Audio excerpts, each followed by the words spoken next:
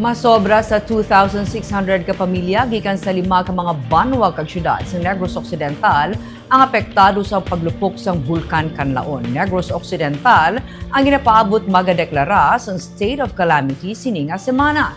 As of 11 a.m., 2,697 ka pamilya o kun 9,086 ka individuals ang gin-evacuate bangod sa paglupok sang bulkan Kanlaon. Ini sila ang gikan sa 8 ka mga barangay sa La Castellana nga nagdangat sa 2,199 ka pamilya.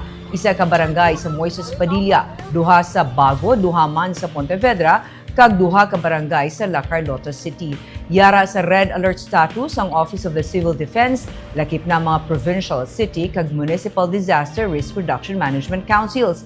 Sunod kay Office of the Civil Defense Negros Island Region Head Donato Sermeno, humalin pa kahapon ginapatuman ang forced evacuation sakop sang 6 kilometer radius sang bulkan matapos nga ginpasaka ang alert level sini sa 3 kag nagapadayon pa ang evacuation. Sunod sa OCD, ginapaabot nga magadangat sa 87,000 ka pumuluyo ang maapektuhan. Ginsiling naman ni Negros Occidental Governor Eugenio Jose Lacson nga sa iya pag-istorya kay Defense Secretary Gilberto Chodoro, mahimo nga ang subong nga sitwasyon magalawig sang 3 ka semana. Ini kun wala sang may matabo nga liwat nga paglupok sang bulkan Kanlaon.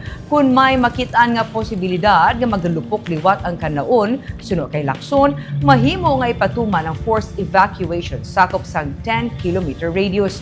Si Raul Fernandez, ang OCD Western Visayas Head, suno kay Lacson, ang nakadesignate na nga magpamuno sang Task Force Kanlaon.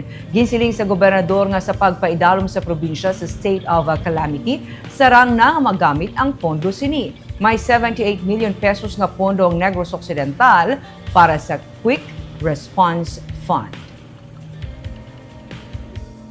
I just talked to Secretary Chodoro.